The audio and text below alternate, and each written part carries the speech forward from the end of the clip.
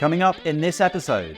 Watching the British media, it is like a ping-pong game, with hints here, hints there. The Arab media is a free wrestling with iron chairs and tables. In the Arab media, you cannot act like as if you are in the BBC or Sky News. It doesn't work. Democracy, it's a Western world which some countries still think that it can be imposed on Islamic and Arab societies.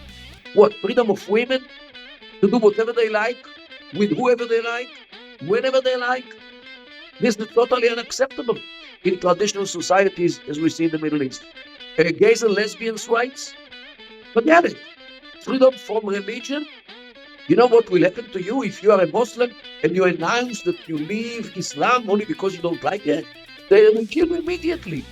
The leading families in the Gulf are the same leading families who were leading the clans 200 years ago when they were riding camels in the desert. Today they are riding golden Lamborghinis. Let's emulate the paradigm which works in the Middle East, the clan state. Okay, let's have an emirate in Hebron, an emirate in Jericho, another one in Ramallah, and so forth, in the Arab cities in Judea and Samaria, while Israel should remain forever in the rural areas, offer Israeli citizenship to the villagers, and this is, if they want to have a federation, let's have a federation like the United Arab Emirates. Although they know that I'm an Israeli, and I go with a kippah on my head, and I go with the Israeli flag, they know exactly who I am and what I am, but yet, once I speak Arabic, it is actually an opening of the ears, the mind, and it's sometimes the heart as well. Shalom. Assalamu alaikum. This is Peace Talk, a podcast about Israel and the Middle East. I'm Jonathan Sacerdoti, a Jewish journalist from the UK. I am Moataz Khalil Mizo, Egyptian Muslim journalist based in London. We're delighted this episode to be joined by Mordechai Kedar from Israel. He is a professor of Arabic culture at the Begin Sadat Center at Bar-Ilan University. Professor Kedar, thanks so much for joining us on Peace Talk. Hi, Moataz. Hi, Jonathan. So let me start by saying I first became aware of you, I think, many years ago in that really famous Al Jazeera clip where you, I think, taught a bit of Quran to the presenter there. Qamar Rayyan. Exactly. Qamar Rayyan. I think probably a lot of people over here in the UK discovered you in a similar way.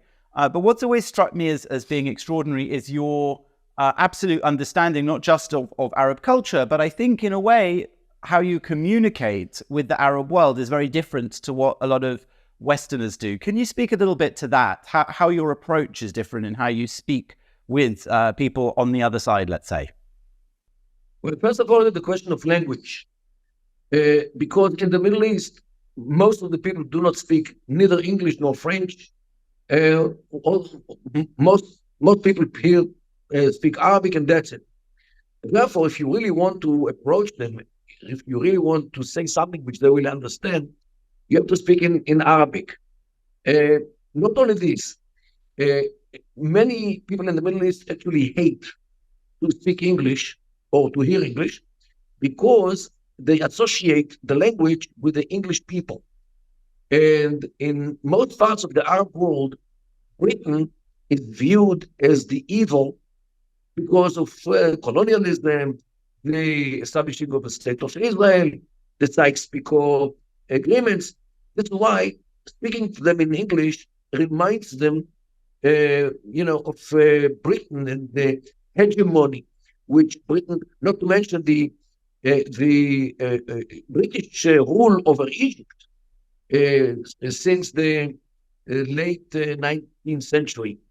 So definitely to speak in English in the Middle East doesn't sound good to Middle Easterners. And therefore, when we Israelis speak in English to Arabs, they associate us with the colonialism, with the British colonialism, let alone the Balfour Declaration and all the process which actually brought Israel to the world, which is viewed as something which is sin of the British Empire. So speaking English is not good here in the Middle East. Therefore, if you really want to approach them, you have to speak in Arabic. Now, even if, look, I speak literary Arabic. I don't speak the colloquial languages, because as you know, in Arabic, there are many dialects of Arabic. I usually speak in literary Arabic, which no Arab speaks. They appreciate it, although they know that I'm an Israeli, and I go with a kippah on my head, and I go with the Israeli flag. They know exactly who I am and what I am. But yet, once I speak Arabic, it is actually an opening of the ears, the mind, and it's sometimes the heart as well. And what about if you speak Hebrew? You know, in the Middle East, you know, doctors, some of my families, also my friends, hate me as a result of my speaking and enter to learn Hebrew in the university. They told me that I am Arabic Zionism. Arabic Zionist. Yeah. This is the Middle East. Look, in the Arab world, in many cases, the other, with a big O, is more or less the enemy. Because he's much minna, not Hamas. Different tribe, different clan, different ethnic group, different religion, and we are all different. We are different people, we are different religion, we are different mindset, we are different culture, we are much more liberal, we are much more individualistic, we are not clannish society. So speaking in Hebrew means that somebody actually is crossing the lines and moved into the Jewish environment. And it also is betrayal of Islam, because the Islam views the Jews as enemies, people who should live under the yoke of Islam. And the Jews, as you know, have to pay the jizya. When they are humiliated, and this is according to the Quran, and the Jews are prophet killers. The Jews are ahfad al-kirda wal-khanazir, means the descendants of apes and swines. So, you know, all the bad things which can be said about Jews are being said in the environment. So whoever actually tries to approach the Jews, to talk to them, and not to mention to learn their language, is depicted as a traitor who crossed the lines to the enemy. Okay, there is a verse in the Quran which says, لَتَجِدَنَّ أَشَدَّ النَّاسِ كُرْهًا لِلَّذِينَ آمَنُوا الْيَهُودَ. Okay, you will find those who are the most haters of the Muslims, the Jews. Okay, so there are so many ways, so many reasons why to hate the Jews, and whoever studies Hebrew, like Moataz, is viewed as like jasus, means a spy, a spy who is approaching the Jews in order to reveal our secret. I read that your first language was actually Yiddish. Is that correct?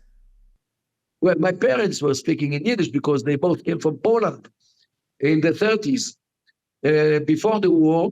So what brought you to learn Arabic? How early on in your life did you decide you wanted to learn Arabic? Well, it is thanks to one good teacher, a man named Dov Iron.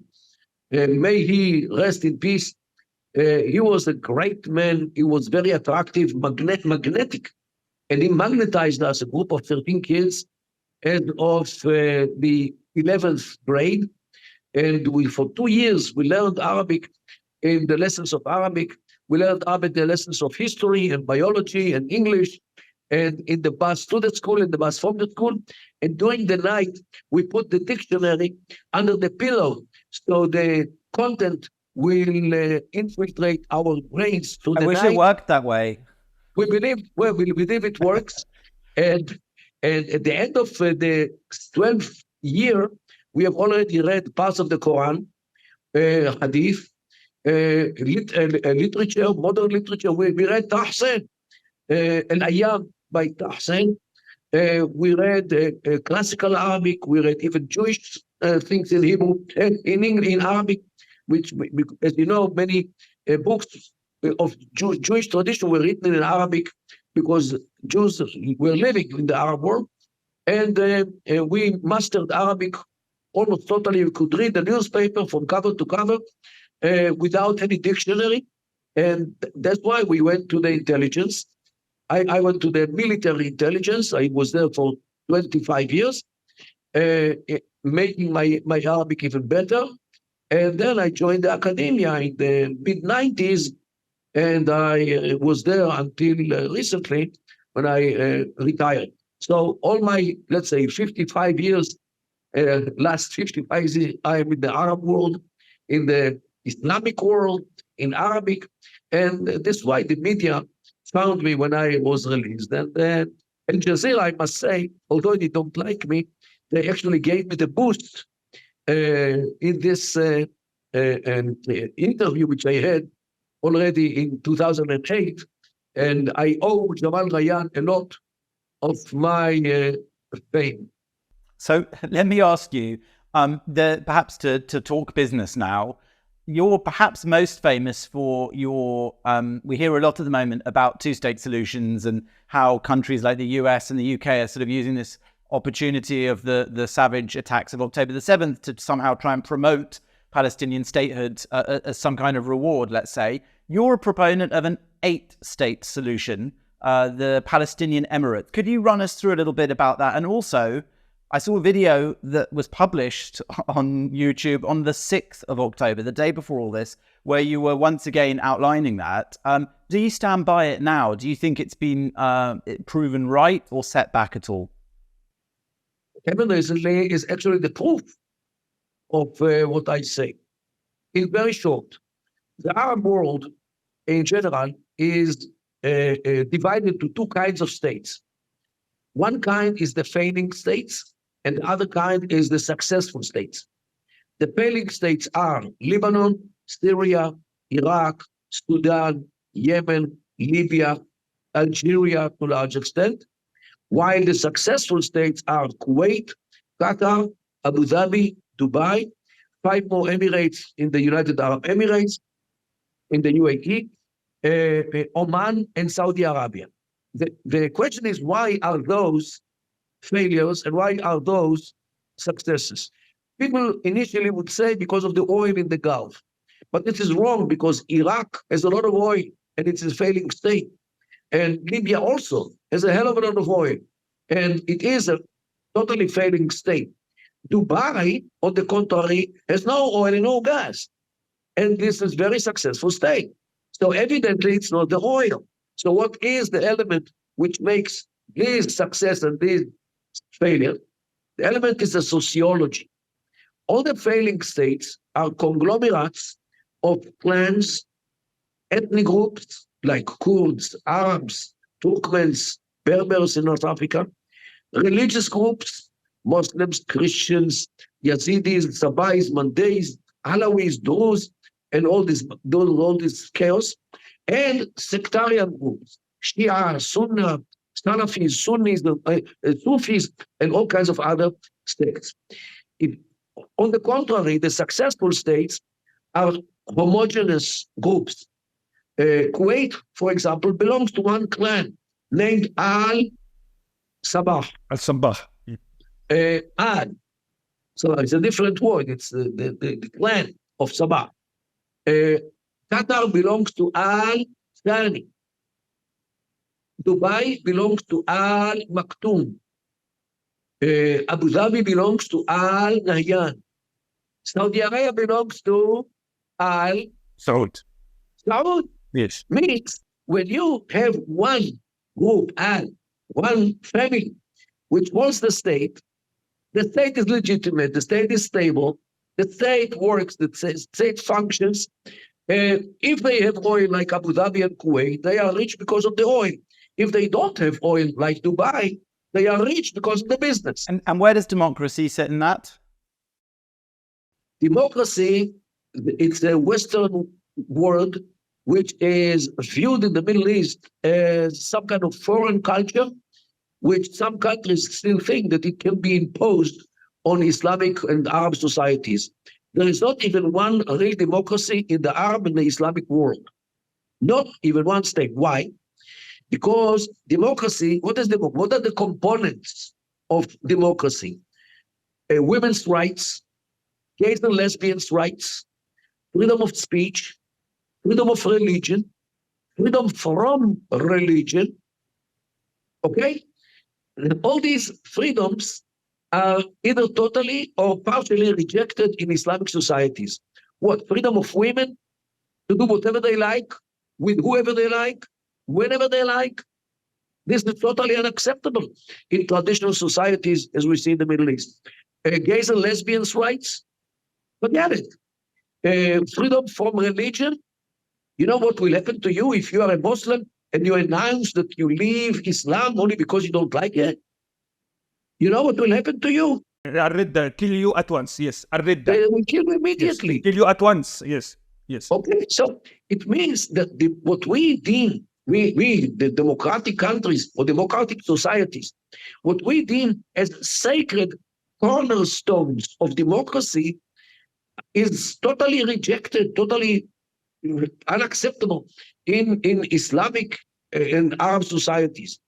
And therefore, there is not even one real democratic country in the Islamic world.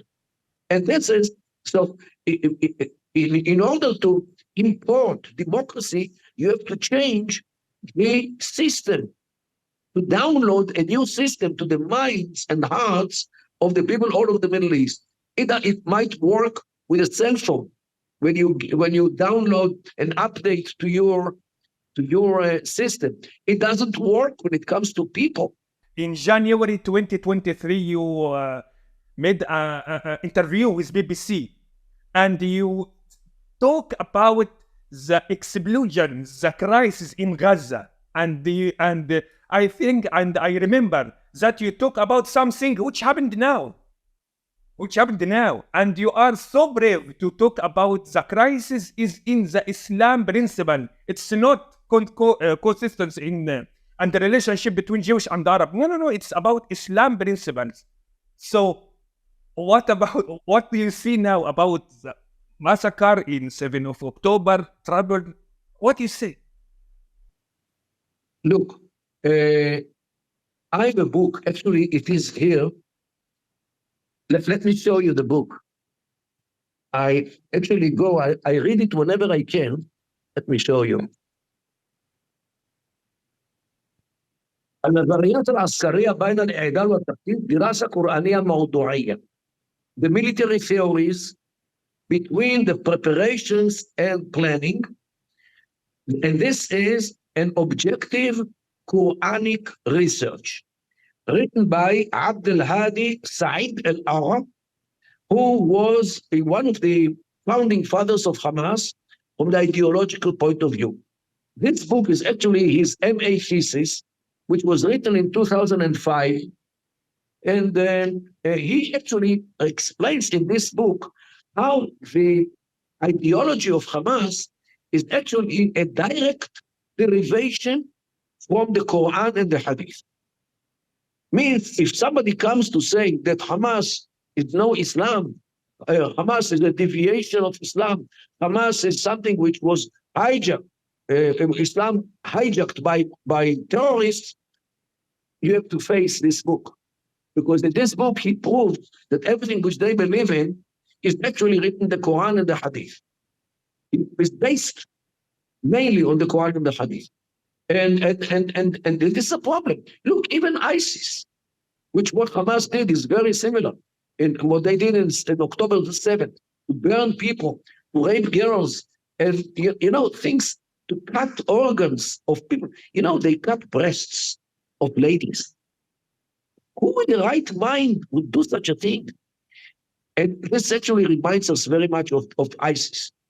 And when you read what ISIS were writing, it's the same thing. They were basing their deeds, their actions on the Quran and the Hadith as well. So what? Are they representing Islam or not? By the way, Sinwar talk about Abdul Hadi many times, and he is like his teacher. And Abdul Hadi, is it available in English, by the way? I don't know. I have no idea. You can look it up.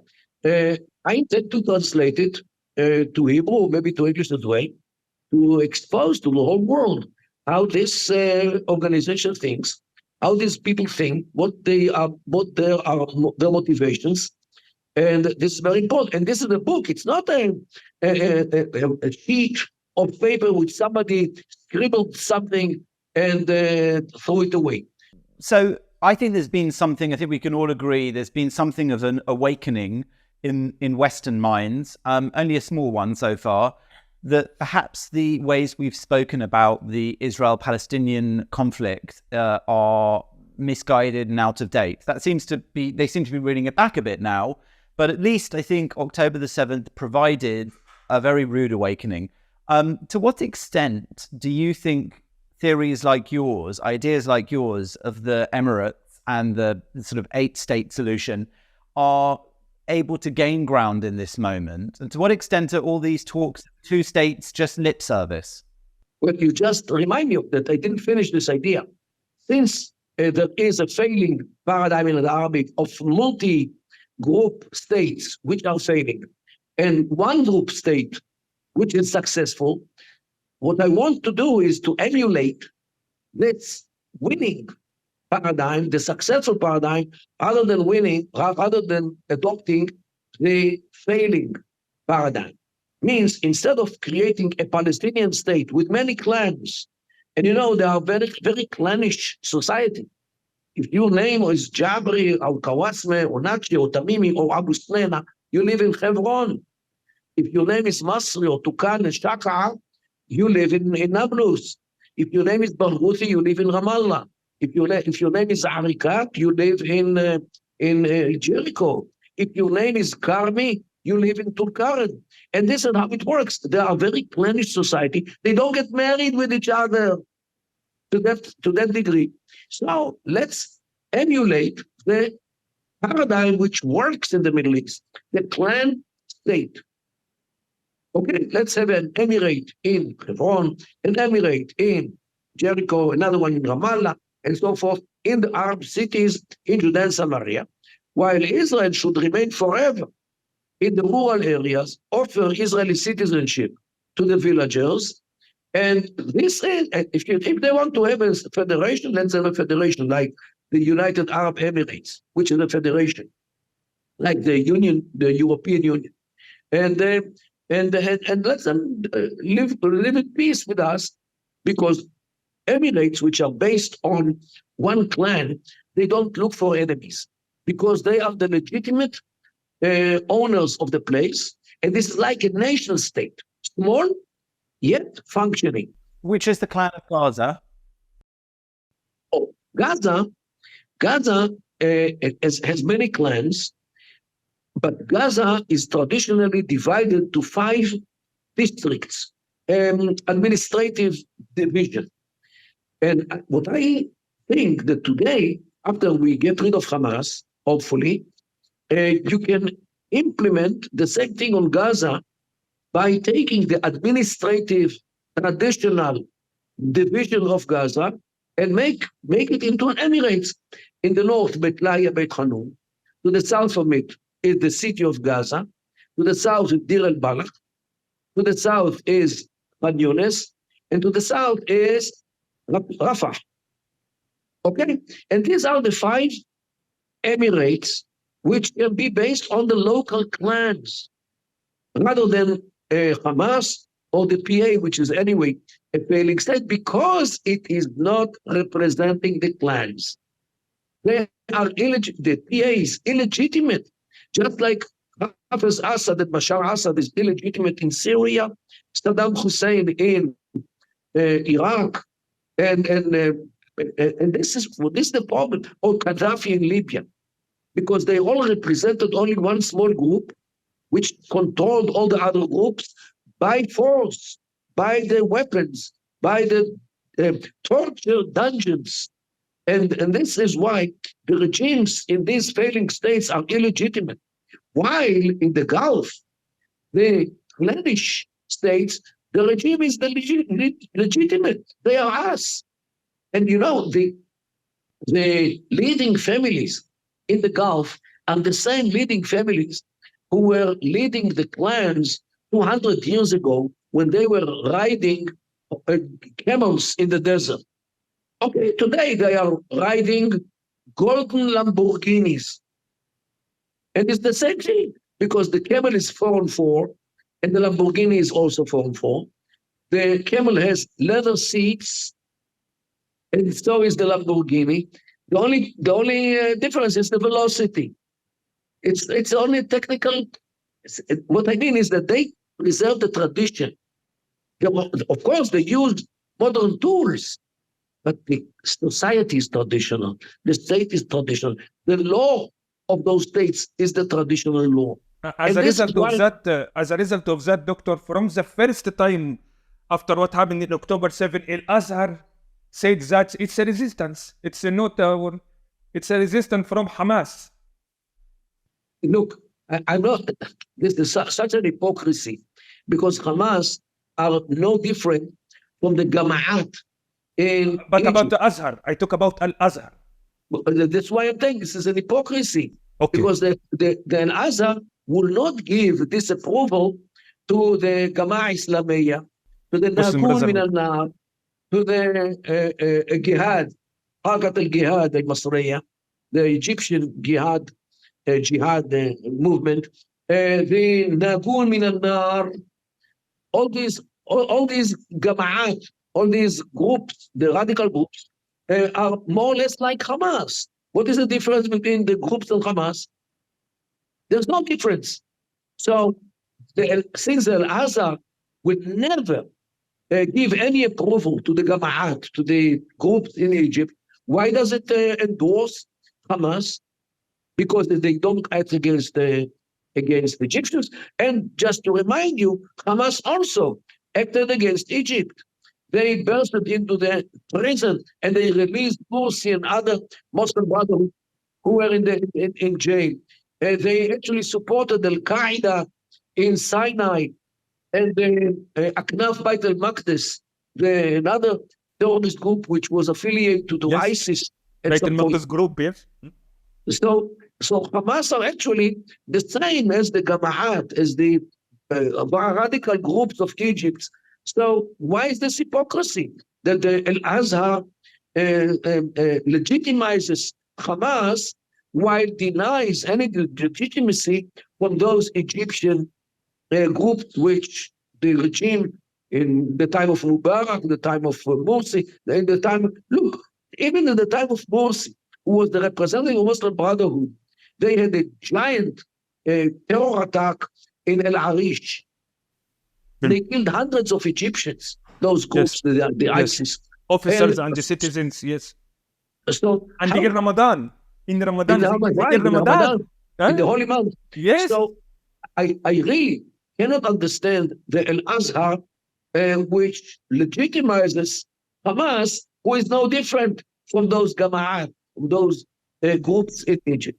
I want to ask you a bit about offence, because one of the things that I think made that Al Jazeera clip, that famous Al Jazeera clip of yours so famous, was that you caused offence. And similarly, there was a bit of a controversy, I think, over your comments about rape as a deterrent for the behaviors, the worst behaviors of Islamic extremism, which you clarified and said you never suggested that rape should be a deterrent used to stop that.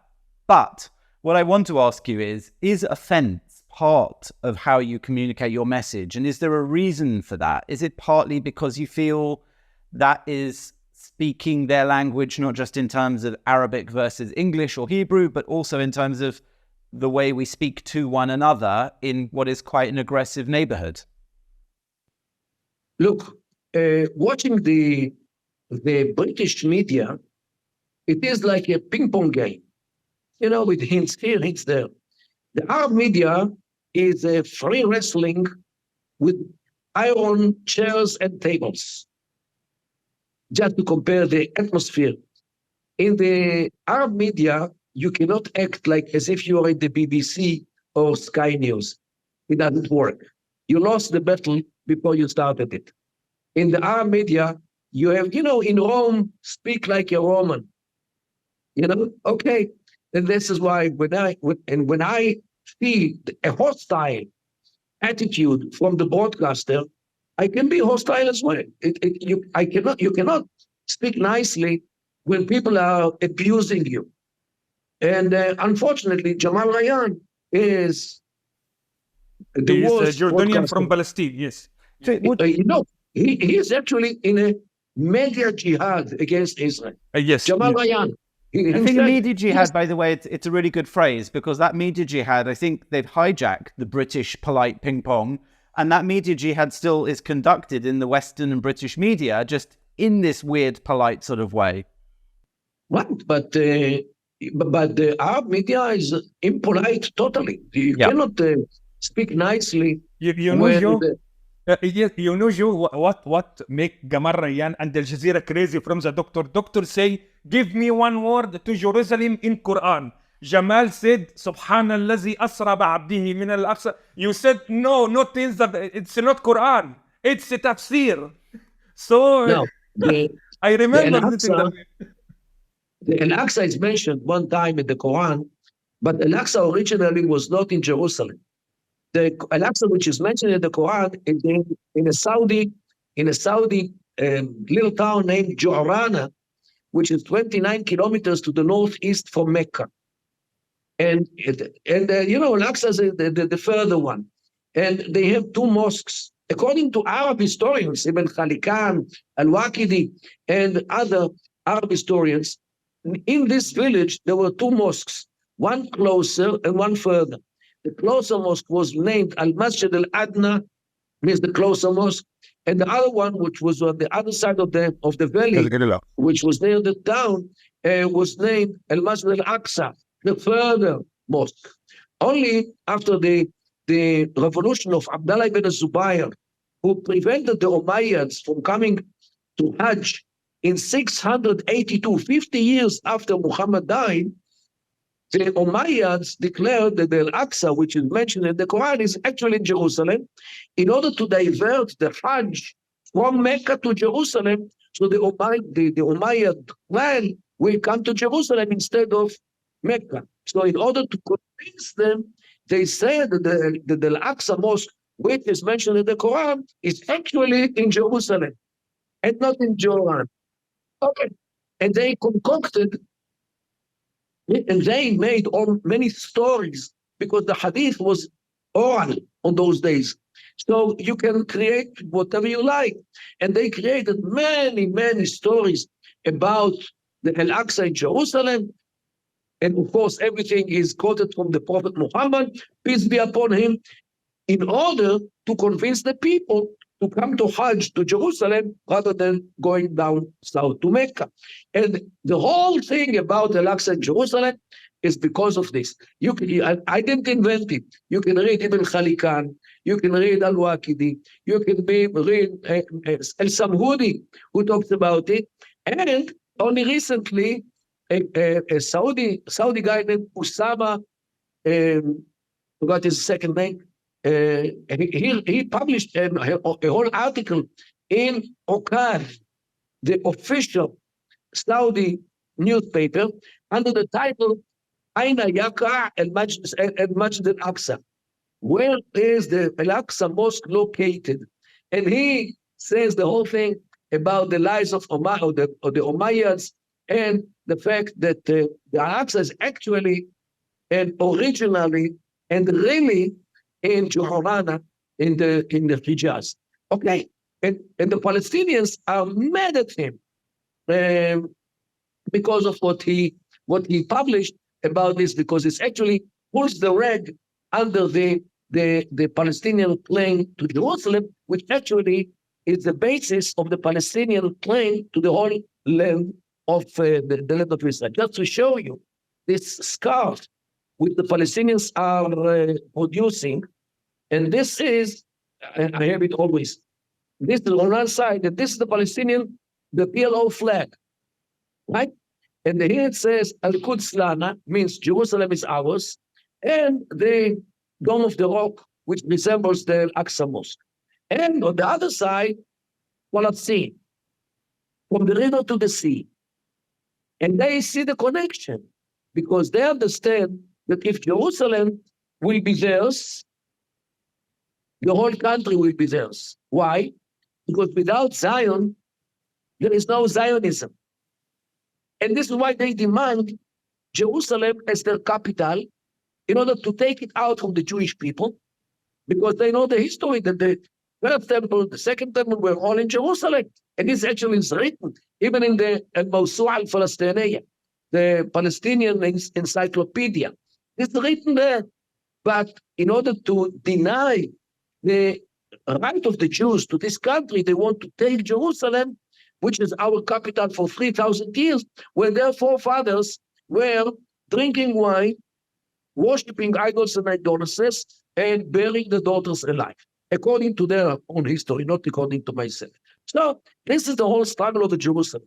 It is actually the struggle about the whole Palestine, because they view it, the gathering of the Jews in this country, the establishing of the state of Israel, the Israeli governing over Jerusalem, and Jews are actually praying in the Temple Mount, they see it as a theological threat on Islam. Because Islam is din haq, according to the Islamic allegation, means religion of truth, while Judaism and Christianity are din batil. Din batil means religion of falsehood, religion which is null and void. Why the state of Israel actually is a resurrection of Judaism, and this is why they cannot take it. But this is why the fight against Israel is a fight for the validity of Islam. Because if the Judaism comes back to life in the form of state, army, government, ruling of Jerusalem, and Jews prayed in Jerusalem, this is something which they cannot take, because it immediately brings the question, what is the role of Islam in the world if Judaism comes back to life? Because Islam came to the world to cancel Judaism and Christianity. This is why Islam is the only din haq, while Judaism and Christianity are din batil, and Jews have to live as dhimmis under the yoke of Islam. And here the Jews have a state and an army, and they fight and they kill Muslims. This is against the rules of physics, according to the, and this is why the war against us is basically a religious war. All this you have about territory, about all kinds of other things. But the basis of the fight against Israel is a religion, a religious basis. How do I know? Hamas names is Harakat al-Muqawama al-Islami, means the Islamic resistance movement. Islamic, not Palestinian, not national, not patriotic, Islamic. Thank you very much for joining us. It's been a real pleasure to speak with you, and we could speak for hours, but this has been really enlightening. It's our pleasure to have hosted you. Thank you, Dr. Toda Rabba. Labriut. Saha wa afia. Well, that's fascinating from Mordechai Kedar there, I think. Lots of food for thought. Amazing, and you see, he's amazing. Absolutely. He's amazing. He's amazing, and they talk about many points about Arab and Islam. So sensitive points, and so amazing. Well, that's all we've got time for this episode, but do join us again for another episode of Peace Talk, and let's hope that more talk can lead to more peace. Inshallah.